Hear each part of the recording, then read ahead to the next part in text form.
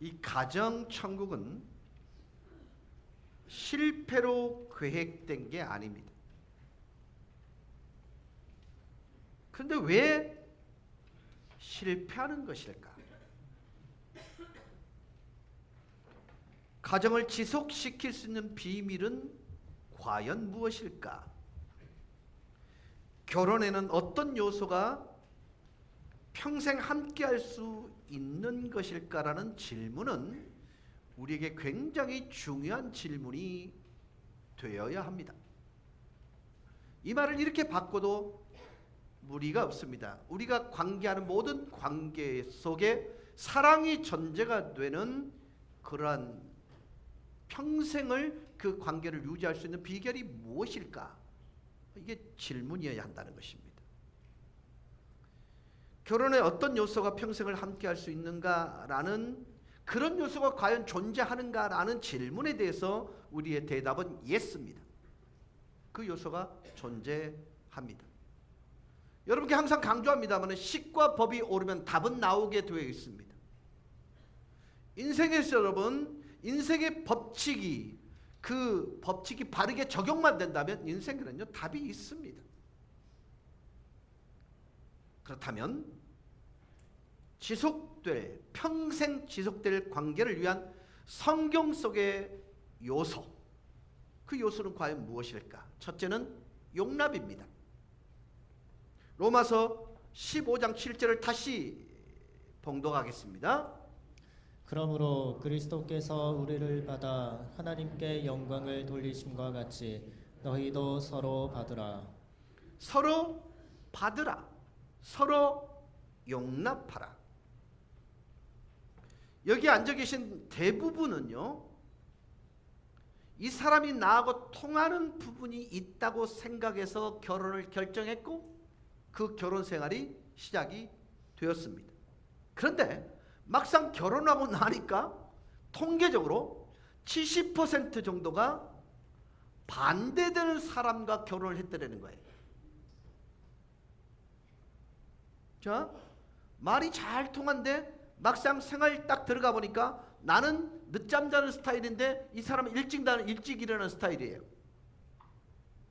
그러니까 언어의 소통이 전부 소통되고 같을 거라는 예측을 하는, 그래서 결혼을 했는데 생활 습관과 살아가는 패턴과 방법이 다르다는 거예요.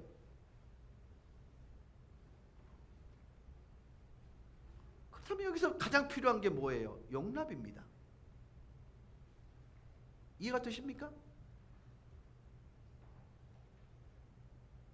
저와 여러분, 그리고 이 자리에 각각 앉아있는 숫자만큼 모두는 다른 점들을 다 가지고 있습니다.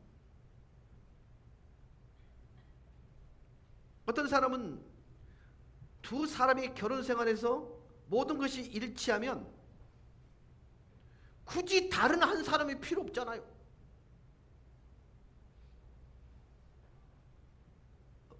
일부 때는 그래도 웃는 사람이 좀 있더만 이분은 영 이상하네. 여러분, 두 사람이 모든 게 일치하면 굳이 한 사람이 필요 없잖아요. 집에 맨날 단맛만 나면 그 단맛이 무슨 맛인지 모르잖아요. 쓴맛이 있어야 단맛이 뭔지를 알잖아요. 단맛이 쓴맛이 있어야 소중함을 알 거잖아요. 인생 살다 보면 맨날 햇빛만 내리쬐는 것을 우리는 광야라 그래요. 사막이라 그래요. 여러분, 인생 살다 보면 비구름이 몰아치고 폭풍 풍랑 거친 바람이 몰아칠 때 그걸 인생이라 그래요. 맨날 햇빛만 내리쬐는 것은요 사막이에요.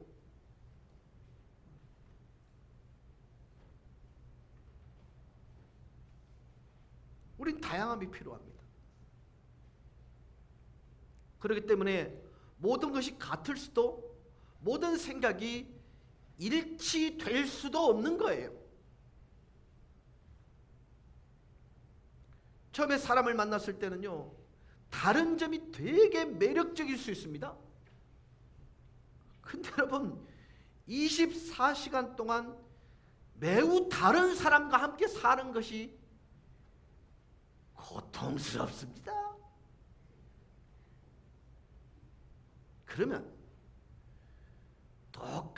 사람이 24시간 살면요 맛이 없습니다. 뭐 인정을 안 하시니 내가 할 말이 없네요. 네. 이병서 집사님은 황권사님하고 비슷한 점이 많으세요? 다른 점이 많으세요? 아, 반반. 닮은 점도 있고 다른 점도 있고. 달랐을 때는 집사님 어때요? 이해하는 편이세요? 내적으로 땡기는 편이세요? 비겁하게 피하지 말고 내적으로 분명히 제가 볼 때는 이 집사님이 땡길 스타일 아닐까? 끌려가지는 않을 거 아니에요. 그거는 황권사님한테 내가 물어볼까요? 여러분 지금 우리를 가만히 여러분 지금 이 설교를 여러분 꼭 씹어보셔야 돼요. 제가 어저께 되게 마음이 꽉 차는 그런 간증을 들었는데요. 3040에 속해 있는 젊은 부부가 저에게 이렇게 말씀하셨어요. 목사님, 요즘 저희 가정은 천국 같대요. 왜냐하면 목사님께서 말씀을 전하실 때에 결혼 서약이라는 것은 내가 상대방을 위해서 권리를 포기하는 거란 그 말을 들으면서 자기가 바뀌기를 결심했다는 거예요. 지금까지는 남편이 들어왔을 때 자기 권리를 인식했다는 거예요. 그래서 상대방 남편의 권리를 존중하기 시작하니까요. 이게요. 말이 통하기 시작하고 더 깊은 대화가 통하고요. 이러더라는 거예요. 여러분 제가 아무리 식과 법을 여러분께 말씀을 드려도 여러분이 그 식을 사용하지 않으면 그건 의미가 없습니다. 모든 예배는 무엇을 전제로 오셔야 되냐면 변화를 전제로 해서 오셔야 됩니다. 내가 말씀을 통해 하나님이 원하시는 식과 법으로 바뀌어갈 걸 결심하고 여러분 이 자리에 오셔야 합니다. 여러분 목사의 설교는 감상용이 아닙니다.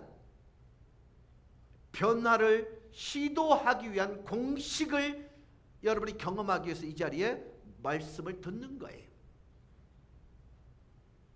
그런 의미에서 여러분 24시간 동안 서로 다른 사람이 산다는 것은요 그 자체가 어려움이 될 수도 있습니다. 사람들은 자주 결혼하기 전에는 정말 공통적인 게 많았는데 결혼을 살다 보니까 공통점이 하나도 없대요. 정근사님 어때요? 서집사님이 결혼 전하고 결혼 후하고 어때요? 결혼 전에는 뭐가 씨 같고 같은 점도 많고 이게 웬 떡이냐 이런 느낌이 드셨어요? 그렇게 해야 돼. 다른 게 많아. 연애 시절 때도.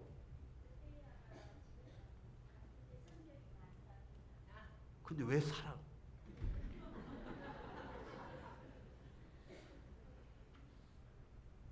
여러분 잘 기억하셔야 돼요. 서로 다른 사람들이 만나는 것에 있어서 하나님은 굉장히 나름대로 유머를 사용하셔서 우리에게 설득하고 계세요. 자 보세요. 우리 이순영 권사님은 일찍 일어난 편이세요? 늦게 일어난 편이세요? 일찍 일어난 편. 그럼 짝지는? 유집사님은 일찍 일어나는 편. 누가 먼저 일어나요? 그렇죠. 강집사님은 일찍 일어난 편이세요? 늦게 일어난 편이세요? 일찍. 짝지는? 일찍. 생활 습관이 돼 있다 그죠? 근데 처음부터 그랬어요. 참 특이한 집이다. 그러면 이 권사님은 말하는 걸 좋아하세요? 듣는 걸 좋아하세요? 듣는 걸 좋아하고. 유성환 집사님.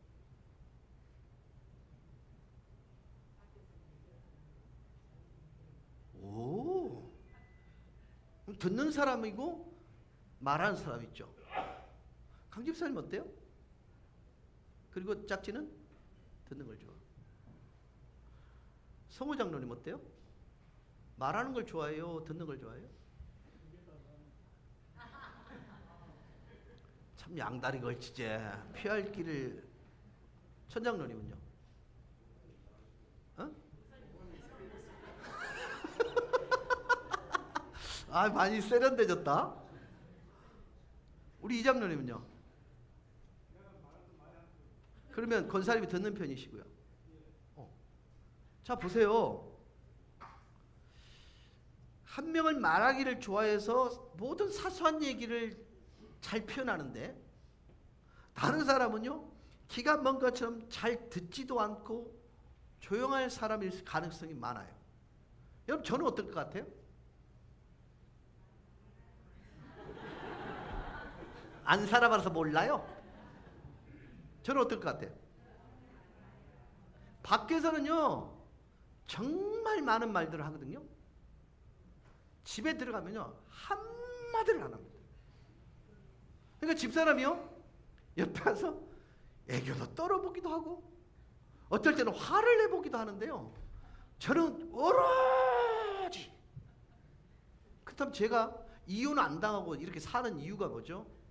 용납이라는 품성이 아내에게 작동하고 있었던 거예요. 아멘요?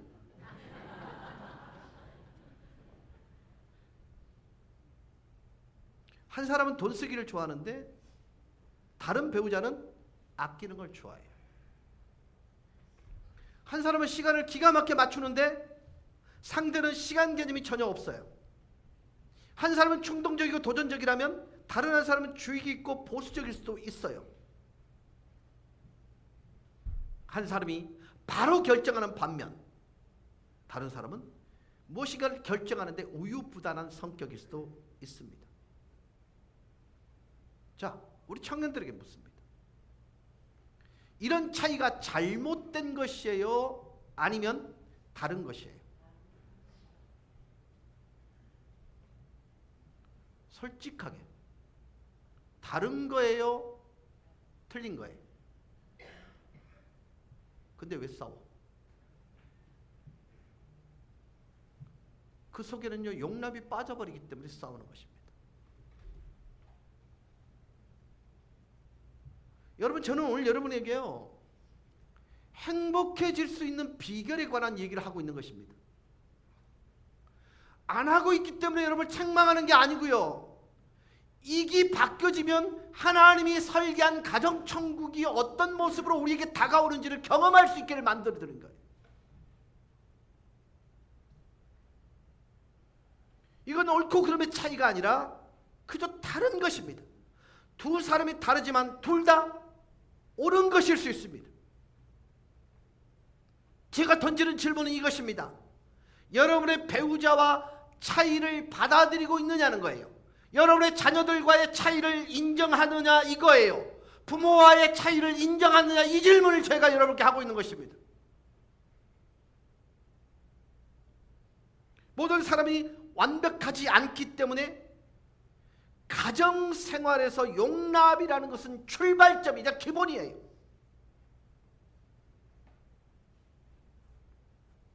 여러분, 우리 이 자리에 모인 사람 중에 용납을 필요치 않은 사람이, 용납을 필요로 하지 않는 사람이 어디 있어요? 우리 모두는 용납을 필요로 하는 존재들입니다. 그래서 로마서 14장 13절은 이렇게 말합니다. 그런즉 우리가 다시는 서로 판단하지 말고. 판단하시면 안 돼요. 옳은가 그른가를 판단하시면 안 돼요. 틀리다가 아니에요. 다르기에 용납이라는 품성이 필요한 것입니다. 여러분, 용납이 없는 가정생활 그 끝은요, 짐작하기가 어렵지가 않아요.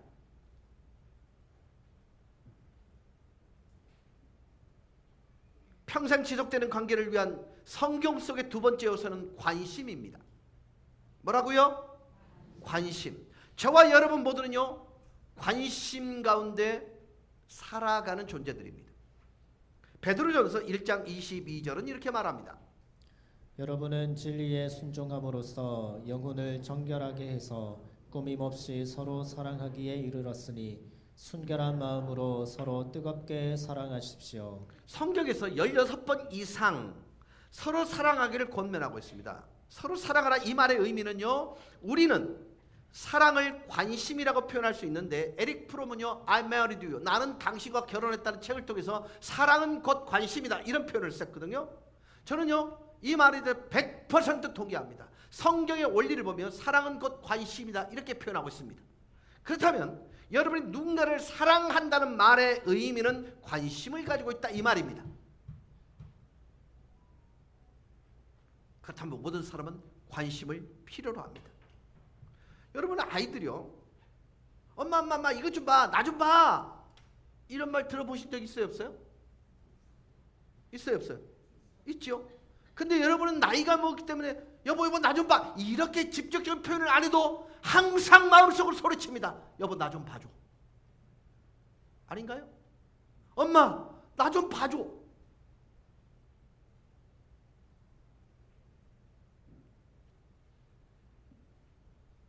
주은이가 요새 이제 푸시업을 하면서 8개씩 2세트를 하고 나서 딱 나옵니다. 아빠. 그때 제 대답은 대단한데? 이겁니다. 그러면 이 아이는요 내일 9개에 도전할 동력을 얻는 것입니다. 아닌가요? 제 아내한테 제가 오랜만에 깨끗이 목욕 제기하고 머리를 딱 정리하고 딱 갔는데 웬일이래?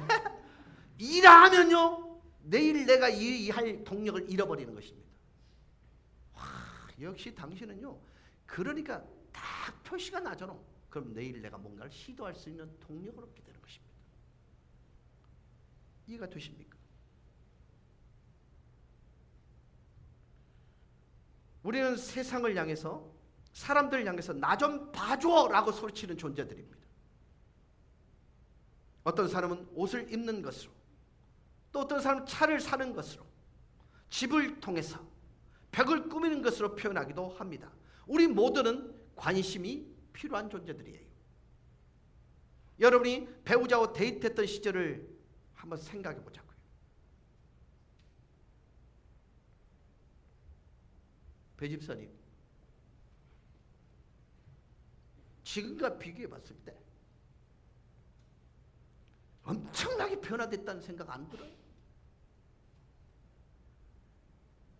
데이트할 때 구현진 집사에게 가졌던 그 관심하고 지금 갖고 있는 관심하고 변화가 있어요? 없어요? 왜? 죽지 못해서 결혼한 거 아니잖아요. 헤어지기 싫어서 결혼한 거잖아. 근데 왜?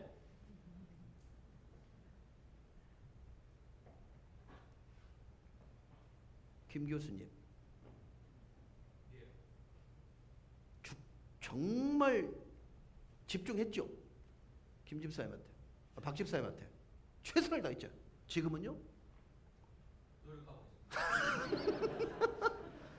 그때는 노력했나요? 최선을 다하려고? 오, 그래요? 나는 노력하지 않았어요. 고마 자연스럽게 됐어. 근데 지금은 노력해야 돼. 이 표현이 맞죠? 솔직히? 네. 왜? 왜요? 여러분 익숙해져서 쉬워진 것입니다. 여러분 사랑은 익숙해짐으로 편해지는 것이 옳습니다. 맞습니까? 익숙해져서 쉬워지는 것은 무례한 것입니다. 그래서 사랑의 출발점이 뭐냐면 무례하지 않는 거예요.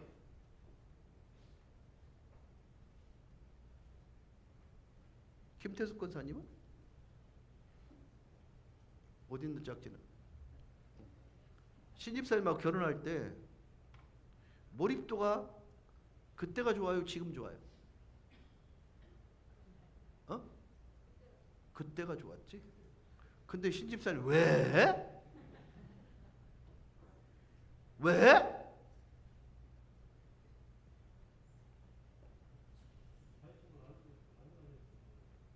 변명하지 말고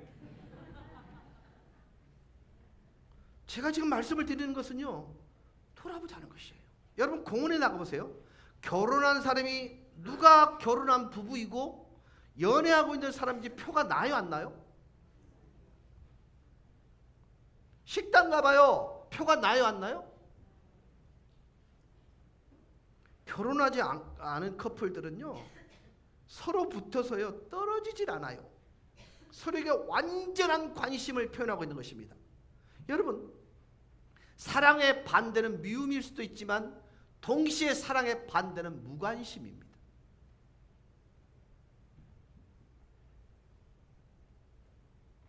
거절의 가장 안 좋은 형태가 뭔지 아세요? 무시입니다. 무시. 여러분, 저도요 이 부분을 해결을 많이 해야 되겠지만, 당신이 뭐 한다고 그래? 가만히 있어. 그런 일이 가만히 있으니까 이할 때 있어요, 없어요? 여러분, 아닌 척 그리 쳐다보면 나만 미안해지잖아요. 여러분, 저와 여러분에게요 관심이라는 품성은 얼마나 중요한지 몰라요. 그래서 베드로전서 3장 7절은 이렇게 말합니다. 남편이 된 이 여러분, 이와 같이 여러분도 아내가 여성으로서 자기보다 연약한 그릇임을 이해하고 함께 살아야 합니다. 그리고 생명의 은혜를 함께 상속받을 사람으로 알고 존중하십시오. 그리해야 여러분의 기도가 막히지 않을 것입니다. 여러분, 남편은요 가정의 제사장이 맞습니다. 가정의 제사장의 가장 큰 직무 중에 하나가 뭐냐면 중보하는 것입니다.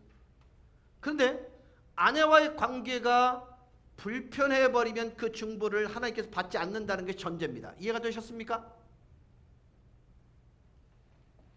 저는요 아내와 여자를 구분 못하고 살 때가 참 많았습니다.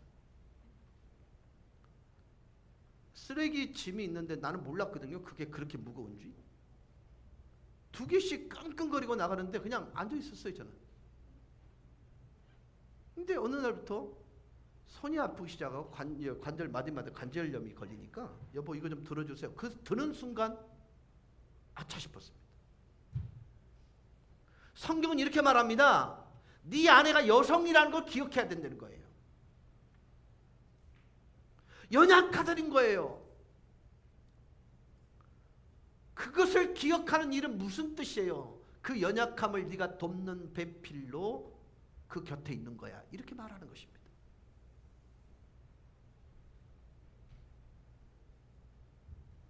이 말씀은요 한마디로 말하면 귀히 여기라는 말입니다.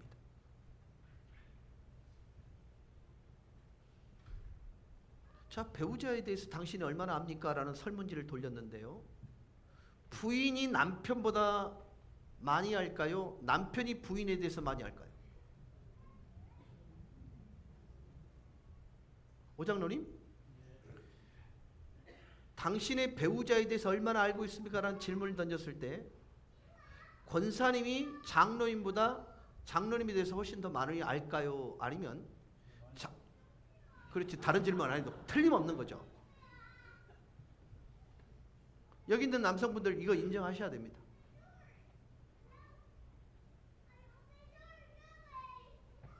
그러면 여러분, 우리가 가져야 될 태도는 뭐냐면요, 배우자에게 관심을 기울이라 이 말입니다.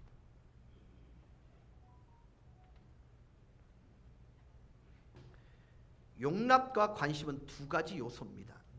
우리는 서로 용납해야 합니다. 그리고 마음에서 우러나는 사랑으로 관심을 가져야 됩니다. 평생 지속되는 관계를 위한 말씀, 성경 속의 세 번째 요소는 순응입니다. 우리는 서로에게 순응해야 됩니다. 에베소서 5장 21절은 이렇게 말씀합니다. 그리스도를 경외함으로 피차 복종하라. 자, 여러분, 복종이라는 말의 의미는 누군가에게 순종한다, 순응한다 라는 뜻을 가집니다. 자, 물어볼게요. 성경이 가정의 영적 리더를 누굴 세웠습니까? 남편에게 그 영적 제사장, 가정 제사장으로 세웠습니다. 자, 그렇다면 가정에서 아내들은 남편의 리더십에 무조건 복종해야 되는가? 아닙니다. 성경은 뭐라고 얘기합니까? 피차 복종하라. 자, 물어볼게요. 분쟁과 갈등에는 분명히 타협점이 존재할까요? 안 할까요? 제 말이 어려웠어요? 다시 물을게요. 분쟁과 갈등에는 타협점이 있어요, 없어요? 있어요. 서로 한 발자국 양보하는 것이 필요한 거예요. 문제는 내가 배우자를 변화시키려고 하는데 집중한 나머지 내가 배우자를 위하여 변화될 부분들에 대해서는 소홀히 여깁니다. 여기 나이 드신 분들이 있으니까 이 설교가 정말 쉽지 않은 설교라고 제가 알아요. 그런데 여러분 나중에 가보면요, 내 남편이 얼마나 노력하는지를 리액션을 통해서 조금씩 리액션을 보여주면 남자는요 복잡한 존재가 아니기 때문에 미친 듯이 바뀝니다. 아이고, 아내들이 아멘을 아무도 안 하니까 뭐 바뀔 이유가 없죠. 결혼하면 그 사람이 변하겠죠. 뭐 결혼하면 제가 그 사람을 바꾸죠. 뭐 이런 말들을 제가 많이 듣습니다. 그래서 결혼하면 한 사람을 바꾸기 위한 프로그램에 들어가고요, 어떤 부분이 변해야 할지를 고민하며 시간을 보냅니다. 그러다가 나는 노력한다고 협조를 안 하노, 내 좋으라고 극하는 줄 아나, 이 갑니다.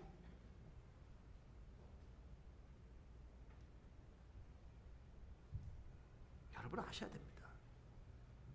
오래 살면 살수록요 상대방이 익숙해집니다. 처음에는요 아내가 한번 화를 딱 내고 하루 말을 안 하잖아요. 그러면요 긴장을 쫙 하고 있잖아요. 그 다음에는요 하루 말해 갖고는요 충격 안 받습니다. 이틀 정도 돼야 화가 났는가 봐, 이 정도 느끼죠. 그 다음은요 1년간도 말을 안 해도 익숙하니까 세워라 내워라 이랍니다. 그게 지옥인지도 모르고 그게 얼마나 고통스러운지도 모르고.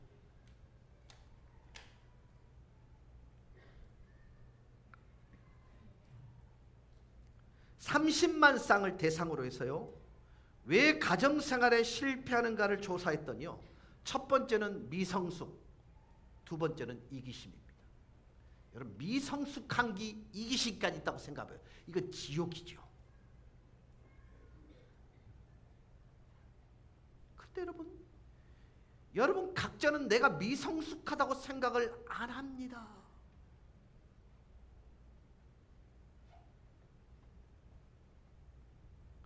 천장님 대단히 죄송합니다.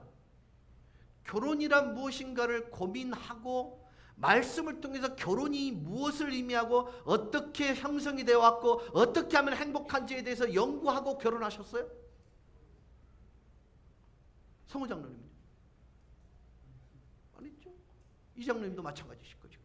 여기 신 장로님, 오 장로님도 마찬가지실 거예요. 저 역시 마찬가지입니다. 그러나 저는요 끝없이 결혼을 위해서 기도하면서요 성경이 말하는 결혼이 뭐지? 이론적으로는 빵상했습니다. 그런데 내 속에 있는 미성숙한 부분들을 해결하지 못하니까요 내 아내를 고통스럽게 하더라고요. 근데 여러분이 얼마나 용기 있는 줄 아세요? 결혼해가 살면서요 성경 말씀에 하나님이 결혼을 어떻게 바라보시고 있는지, 가정을 어떻게 바라보고 있는지, 내 배우자에 대해서 어떤 태도를 가져야 되는지 안 배웁니다. 고민조차도 안 합니다. 근데 자기는 완성된 전자처럼 판단합니다. 그리고 상대방을 고치려고 노력합니다. 아닙니다. 이기심과 미성숙, 이건 부조화라고 부릅니다. 사람들이요 우리는 안 맞아요 라는 말을 너무 말을 합니다. 이 말을 제가 완벽하게 주석을 해드릴게요. 우리는 안 맞아요 라는 이 말은 둘 다 고집 세다는 말을 뜻하고요, 둘 다 변하지 않기를 결심했다는 말과 똑같습니다. 둘 다 이기적이다. 아닌가요?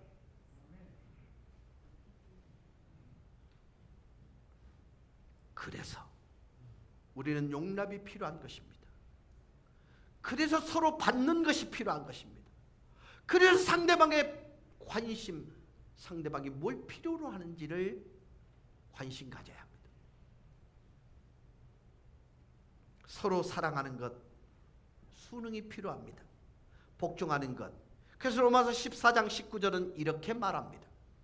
그러므로 우리는 서로 평화를 도모하는 일과 서로 덕을 세우는 일을 힘씁시다. 여러분, 상대방이 무엇 때문에 화가 났는지 관심을 가져보십시오. 그러면 내가 행동지침이 나옵니다. 설명할 충분한 이유를 가지게 되는 것입니다. 그 다음에 뭡니까? 무슨 말을 하더라도 상대방이 힘겨운 말이 아닌 덕을 세우는 말로 접근하셔야 됩니다. 화날만 했네. 속상할만 했네. 나 같으면 막 밥상 엎어볼 뻔했네. 자, 이 말인데 이 말이 상대방이 들었을 때 풀려요, 안 풀려요? 너는 할 말 없는 줄 알아? 네 말 하는 줄 알아? 너는 못 내나? 이렇게 하면 끝납니다. 근데 대부분 우리는 이랍니다. 네가 화를 냈기 때문에 내가 화내는 것이 정당화되는 것입니다. 아닙니다. 우리의 그리스도인으로서의 책임이 뭐냐? 화평을 도모해야 됩니다. 두 번째 뭐냐? 덕을 세우는 일을 힘써야 합니다. 지속되는 관계를 위한 네 번째 성경의 요구는 용서입니다. 우리들은 용서 없이 가정이라는 공동체를 유지하는 게 불가능하다는 사실을 인정해야 합니다. 여러분, 계속해서 가정을 유지하기 위해서는 용서가 필요합니다. 화, 분노, 이건요 가정을 파괴시키기 위한 시한폭탄입니다.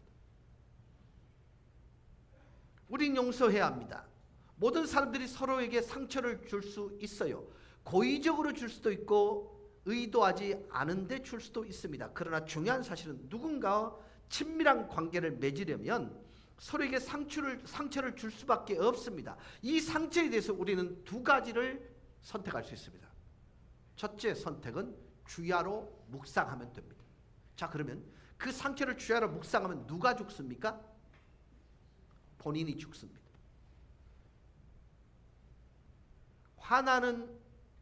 화나겠던 사람을 계속 묵상하면 화가 점점점 줄어드는 경험을 해본 사람 손 들어보세요.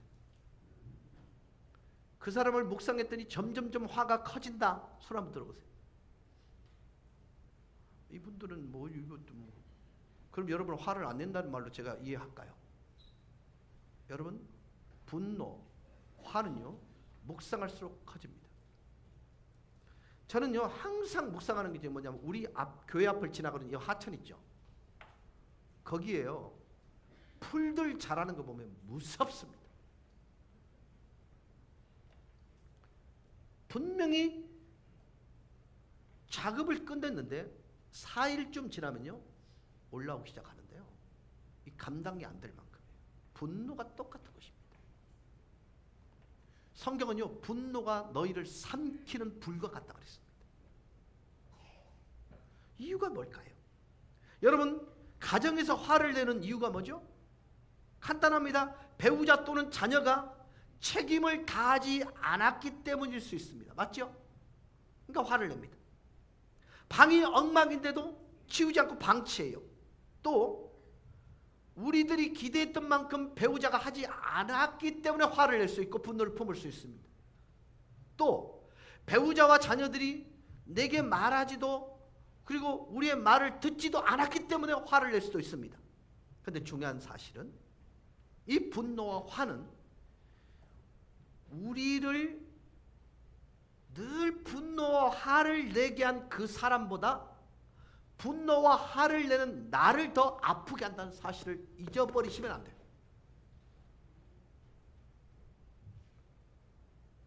분노와 화는요 부메랑과 같습니다. 우리가 던지면 상대방에서 끝나는 것이 아니라 속히 나에게로 되돌아옵니다. 분노와 화는요 다른 사람을 괴롭게 하는 것보다는 더 많이 나 자신을 더 아프게 하고 괴롭게 만듭니다. 어떻게 해야 됩니까? 여러분이 더 큰 상처를 받게 된다는 사실을 기억해야 합니다. 여러분 분노와 화를 듣더니 내가 더 큰 상처를 받는다는 것을 첫 번째로 기억해야 됩니다. 두 번째는 뭐냐? 하나님께서 여러분을 용서하신 것을 반드시 기억해야 됩니다. 골로새서 3장 13절입니다. 누가 누구에게 불만이 있거든 서로 용납하여 피차 용서하되 주께서 너희를 용서하신 것 같이 너희도 그리하고. 열쇠는 이것입니다. 내가 용서받았기 때문에 용서해야 합니다. 그래놓고 성경은 뭐라고 얘기해요? 모든 것 위에다가 사랑을 더하라 이렇게 말합니다. 성경은 하나님께서 우리를 향한 태도를 기억해야 된다고 말씀하고 있는 것입니다.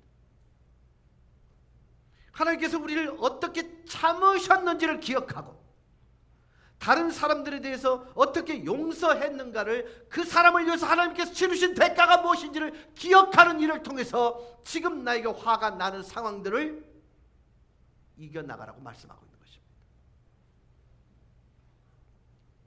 지속되는 관계를 위한 말씀 속의 다섯 번째 요소는 인정입니다.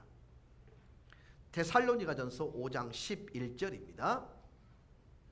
그러므로 피차 권면하고 서로 덕을 세우기를 너희가 하는 것 같이 하라. 우리는 서로 용납하고 서로에게 복종하고 서로에게 용서하고 격려해야 됩니다.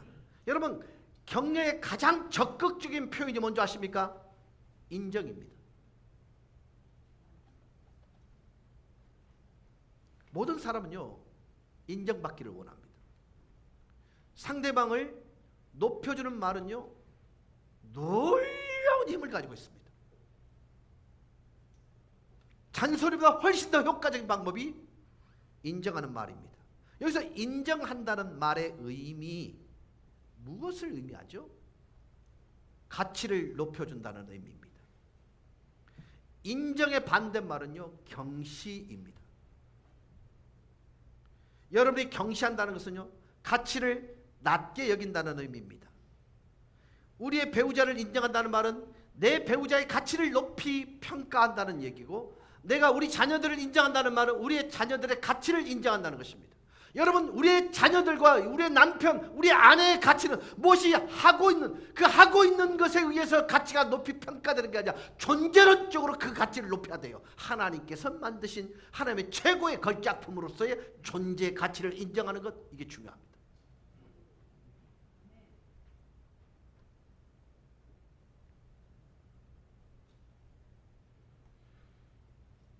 그렇다면 인정하게 되면 일어나는 세 가지 일이 있습니다. 이건 결혼 생활에서, 가정 생활 필수 조건이다. 첫째, 인정은 내 배우자와 내 자녀들의 가치를 높여줍니다. 두 번째로, 나 자신의 가치를 높여줍니다. 세 번째로, 관계의 가치를 높여줍니다. 공감하십니까? 여러분, 내가 천장님에 대해서 가치를 인정해 준다는 말은요, 천장님의 가치를 인정했을 뿐만 아니라 인정하고 있는 저 자신의 가치를 높여주고요, 우리 둘 사이의 가치로움들을 서로가 인정하고 있기 때문에 그게 얼마나 놀라운 가치를 지니고 있는지 관계 속의 가치를 인정하는 것입니다. 우리 스스로 그 일들을 할 수 있는 거예요.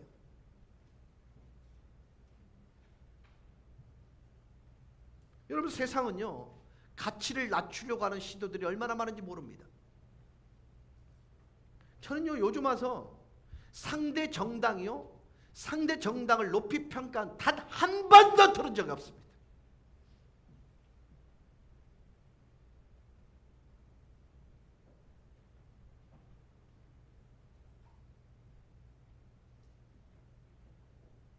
세상은 무시하는 말과 무시하는 행동으로 가득 찬 것입니다. 그러나 집에서만큼은 칭찬과 격려가 넘쳐나야 됩니다.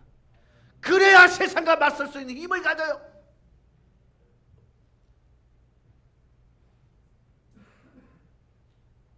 용납은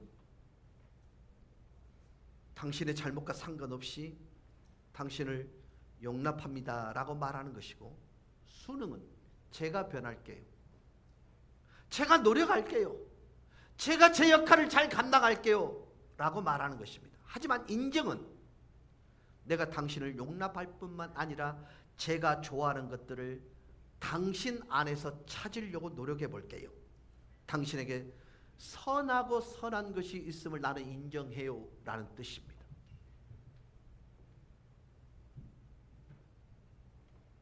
그래서 성경은 상대를 인정함으로 서로를 격려하라 이렇게 말합니다.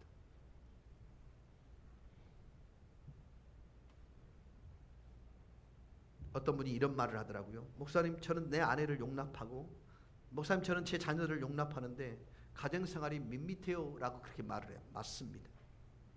만약 용납은 하고 있는데 그 속에 인정함이 없다면 가정생활은 밋밋할 수밖에 없어요. 용납은 아시다시피 가정을 안정되게 할 수는 있습니다. 그러나 인정은요, 가정생활에 활력을 가져다 줍니다.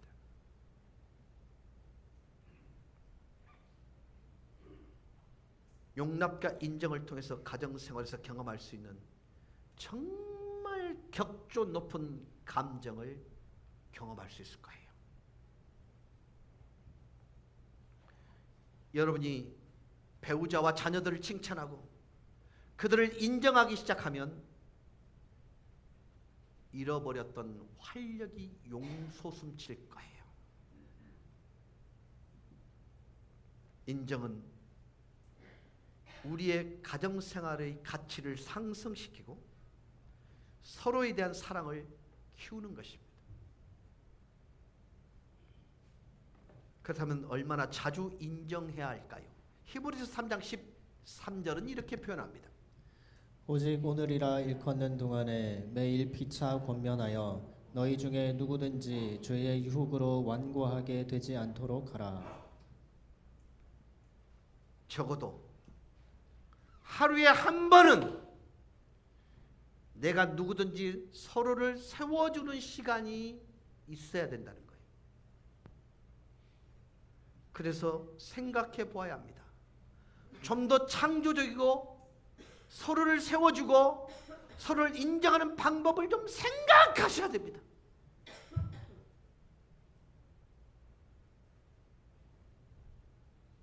김경호 집사님, 예미 권사님을 위해서 이벤트를 해본 적 있으시죠?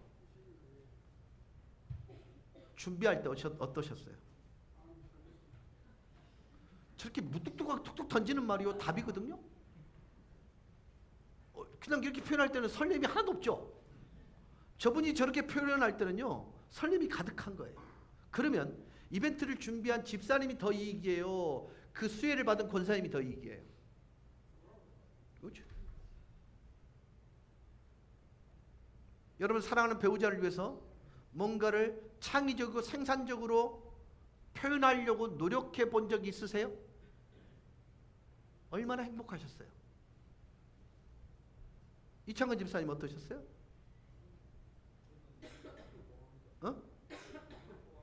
1년에 2번 호부.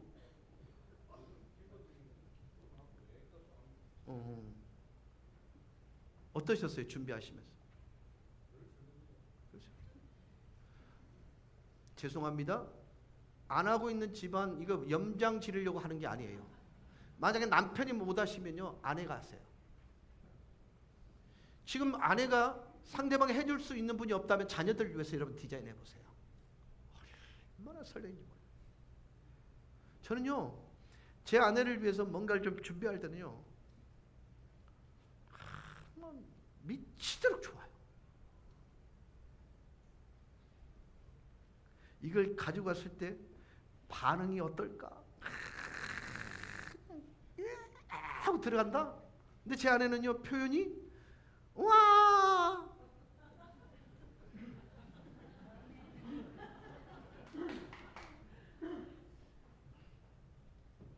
그럼 2번 다시 하고 싶을까 안 하고 싶을까요? 근데 제 아내는 합당한 리액션을 줘요. 그게 또 하고 싶은 거예요. 우리 할배들한테 물어볼게요. 신장로님 영원 권사님을 위해서 이벤트 해본 적 있어요? 오! 어떠셨어요?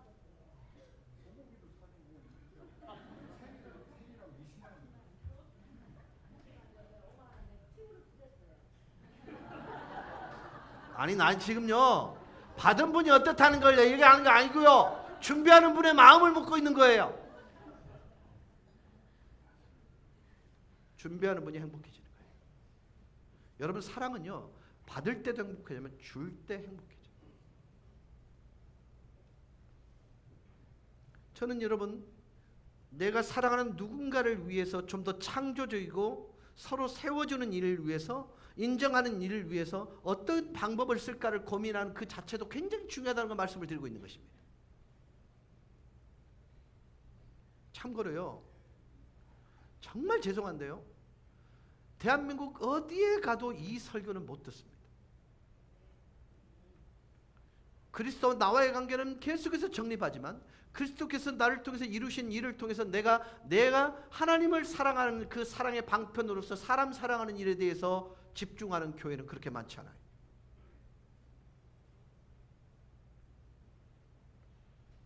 우리가 배우자의 가치를 높여줄 때, 자녀의 가치를 높여주게 될 때에, 부모의 가치를 높여주게 될 때에, 배우자를 사랑하고 자녀를 사랑하고 부모를 사랑하게 될 때에 놀라운 일이 일어나는데, 그게 뭐냐면 이 모든 우리의 행위를 통해서 우리는 세상에게 간증을 하는 것과 같습니다. 여러분 우리 집이 예수 믿는 가정이라는 걸 다 알아요, 몰라요? 알지요.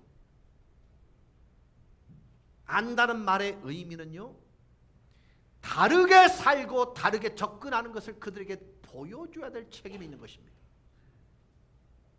성경은요 남편과 아내의 사랑이, 부모와 자녀의 사랑이 하나님께서 우리를 사랑하신 것처럼 본이 되어야 한다고 말하고 있는 것입니다. 여러분 에베소서 5장은 이것에 대해서 이렇게 설명합니다. 남편과 아내가 온전하게 사랑한다는 것은 세상 속에 증거가 된다, 그런 의미를 우리에게 가르쳐주고 있습니다. 그래서 우리는 상대방에게 어떤 것을 감사해야 될까?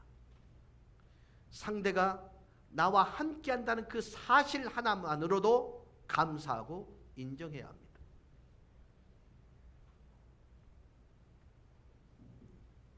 제가 지난번에도 말씀을 드렸습니다만 윤 장로님은 그 말씀을 하세요. 어떤 모습으로든 내 곁에 몇 년이라도 더 저렇게 사는 그 자체가 중요하다고.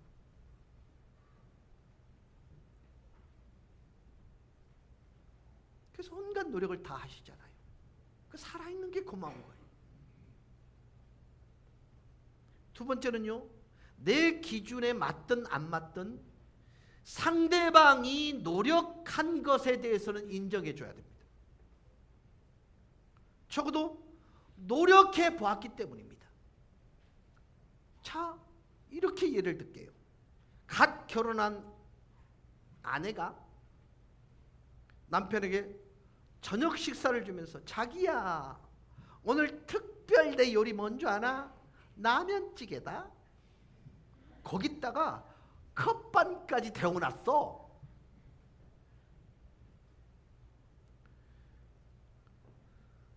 또 일합니다. 남편은 또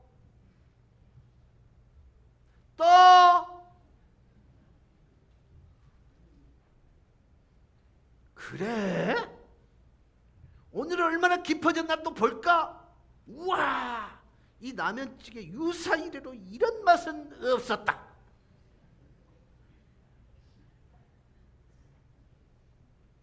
왜요? 노력을 인정해 주다 보면 깊어집니다. 그럼 제 아내는요, 결혼 전에 직장 생활을 했기 때문에 살림을 잘 못했을 거예요. 근데 결혼하자마자 저는 학생들을 우리 집으로 불러들이기 시작했습니다. 근데 애들이요 정말 많이 먹거든요. 어떻게 하냐면요, 요리책을 딱 시리즈로 사다 놓고요 그대로 하는 연습을 하더라고요. 다른 사람보다 2배 노력이 들어가요. 그거 인정해주면요, 정말 힘들지 모르게 깊어지더라고요. 여러분, 잔소리는 하지 말고요, 매일 상대방을 격려해 주세요. 만약 우리의 가정을 향한 하나님의 뜻을 정말 알고 싶으시다면 데살로니가서 5장 18절은 이렇게 말합니다. 범사에 감사하라. 이는 그리스도 예수 안에서 너희를 향한 하나님의 뜻이니라. 여러분, 모든 것에 대하여 감사하는 게 하나님의 뜻이래요. 어떻게 하면 평생 지속되는 사랑을 유지할 수 있을까요? 경험할 수 있을까요? 받아들이세요. 깊게 사랑하세요. 순응하세요. 용서하세요. 격려하세요. 우리들의 가정과 결혼에서 이러한 요소들이 어떤 의미가 있는가? 어떤 요소들은 상당 부분 중요한 위치를 차지하고 있을 수도 있고, 어떤 요소는 아예 우리 가정 가운데 존재하지 않을 수도 있었을 것입니다. 용납은 어떠하신가요? 여러분은 배우자가 완전히 받아들여지던가요? 아니면 그걸 바꾸기 위해 잔소리하고 계시지 않습니까? 그들의 외모나 잘못에 대해서 비난하거나 그들을 있는 모습 그대로 받아들이지 못하고 있는 건 아닌가요? 관심은 어떠합니까? 여러분은 배우자와 자녀의 필요에 대해 얼마나 민감하게 반응하십니까? 그들이 무엇을 어려워하는지 알고는 계세요? 그들이 언제 여러분의 도움을 필요로 하는지 그 시점을 알고는 계십니까? 만약 여러분이 관심을 가지게 되면 그들에 대해서 더 많은 것을 알게 될 것입니다. 조금만 관심을 가져보면요, 그 손가락이 어디에 가 있는지 알게 되실 것입니다. 수능은 어떠한가요? 여러분, 합의할 의향은 있습니까? 좀 더 져주려는 마음은 있으신가요? 양보하려는 마음은 있으신가요? 아니면 모든 것을 배우자 탓으로 돌리고 있지는 않으신가요? 이 모든 것은 당신의 잘못이야. 당신이 변하면 모든 문제가 해결될 거야. 나는 잘하고 있으니까. 상대방을 비난하기 이전에 자신이 먼저 변하기 위하여 노력할 의향은 없으십니까? 용서는 어떠합니까? 여러분은 얼마나 빨리 상대방을 용서하십니까? 화를 품고 있지는 않은지요? 속에 화를 키우면서 관계를 더 어렵게 만들고 있지는 않은지요? 어떤 사람들은요, 자신의 과거에 일어났던 상처를 계속해서 기억하고 배우자의 관계를 미리 단정 지어버리는 경우가 있습니다. 그리고 자신에게 상처를 준 사람을 절대 용서하지 않으려고 합니다. 이것은 스스로 가정생활을 파괴하는 것과 마찬가지입니다. 인정은 어떠하십니까? 여러분은 격려하는 사람입니까? 아니면 비난하는 사람입니까? 여러분은 배우자의 팬입니까? 아니면 비난자입니까? 죄송합니다만 저는 우리 아이들에게 항상 그렇게 말합니다. 너 엄마처럼, 너 엄마 같은 사람 없어. 정말 대단한 사람이야.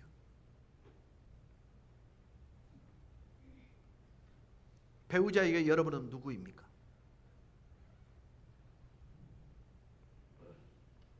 사랑하는 여러분, 이제 잔소리를 멈추시고 칭찬을 시작하십시오.